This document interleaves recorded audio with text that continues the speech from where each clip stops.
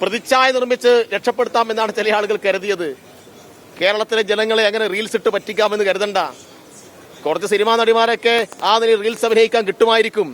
അങ്ങനെ കുറച്ച് ആളുകളെ കൊണ്ടുവന്നിട്ട് ഷാഫിയും ഇയാളും ഒരു ജനപ്രിയനാണ് എന്ന് വരുത്തി തീർത്ത് ആളുകൾക്കിടയിൽ തെറ്റിദ്ധാരണ പരത്തുകയാണ്.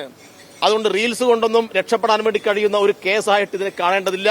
കേരളത്തിലെ പോലീസ് വളരെ കൃത്യമായി ഈ കാര്യങ്ങൾ ഇടപെട്ടുകൊണ്ടിരിക്കുന്നു. കേരളത്തിലെ പോലീസിൽ ഞങ്ങൾക്ക് വിശ്വാസമുണ്ട്.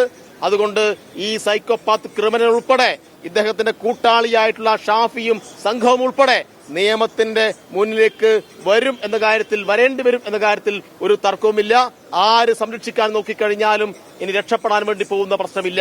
പിന്നെ ഇവര് കുറെ ആളുകളെ ഭീഷണിപ്പെടുത്തി പിൻവലിപ്പിക്കാൻ വേണ്ടി നോക്കുന്നുണ്ട്. പരാതി കേരളത്തിലെ ഒരു ടെലിവിഷൻ മാധ്യമമാണ് ജനൻ TV.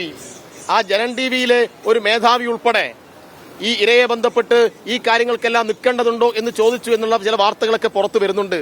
ആരാണ് എന്താണെന്നൊക്കെ പിന്നീട് പറയാം. അതുകൊണ്ട് അങ്ങനെ സംരക്ഷിക്കാൻ വരുന്ന ആളുകളൊക്കെ ഞങ്ങൾക്ക് പറയാനുള്ളത്, ആവശ്യമുള്ള പണിക്ക് നിന്നാൽ മതി, വേണ്ടാത്ത കാര്യത്തിൽ ഇടപെടാൻ നിൽക്കേണ്ടതില്ല. അതുകൊണ്ട് ഇരയെ ഭീഷണിപ്പെടുത്തിയും സമ്മർദ്ദത്തിൽപ്പെടുത്തിയിട്ടും സ്വാധീനിച്ചിട്ടും ഇയാളെ രക്ഷപ്പെടുത്തിയെടുക്കാൻ വേണ്ടിയിട്ട് കുറെ ആളുകൾ കടഞ്ഞ് പരിശ്രമിക്കുന്നു. അവർക്കെല്ലാമുള്ള മുന്നറിയിപ്പാണ് ഡിവൈഎഫ്ഐയുടെ പ്രതിഷേധം.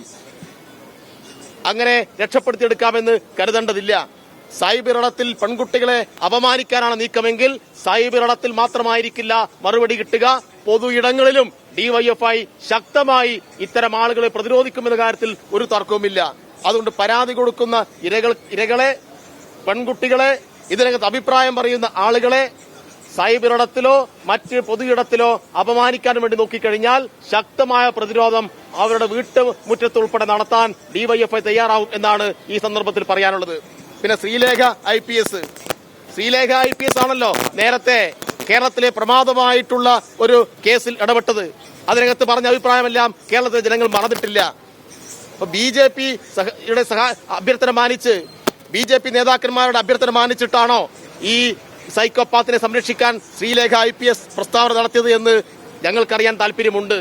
എന്ത് താല്പര്യമാണ് ശ്രീലേഖ IPSന്റെ പ്രസ്താവനയ്ക്ക് പിന്നിൽ? ഈ അതിജീവിതരുടെ കൂടെ നിൽക്കുകയല്ലേ ഈ മുതിർന്ന IPS ഓഫീസർമാരൊക്കെ ചെയ്യേണ്ടത്? അതിന് പകരം അവർ ഫേസ്ബുക്കിൽ വഴി ചോദിച്ച ചോദ്യം അങ്ങേയറ്റം മോശമായി പോയി. അത് സ്ത്രീത്വത്തെ അപമാനിക്കുന്നതാണ്. അത് കേരളീയ പൊതുസമൂഹത്തിന് അപമാനകരമായ ചോദ്യമായി പോയി. അതുകൊണ്ട് പലവിധ ഭീഷണികൾ കൊണ്ട് പല ഇരകളും രംഗത്ത് വരാൻ നേരത്തെ കഴിഞ്ഞിട്ടില്ല. പതുക്കെ രംഗത്ത് വരുന്ന ഇരകളെ ചേർത്ത് പിടിക്കുകയാണ് വേണ്ടത്. ചേർത്ത് പിടിക്കുന്നതിന് പകരം ഭീഷണിപ്പെടുത്തിയും അപമാനിച്ചും അവരെ പിൻവലിപ്പിക്കാനാണ് നീക്കമെങ്കിൽ ശക്തമായ പ്രതിരോധം ഡിവൈഎഫ്ഐ തീർക്കും എന്നുകൂടി ഈ സന്ദർഭത്തിൽ പറയുകയാണ്.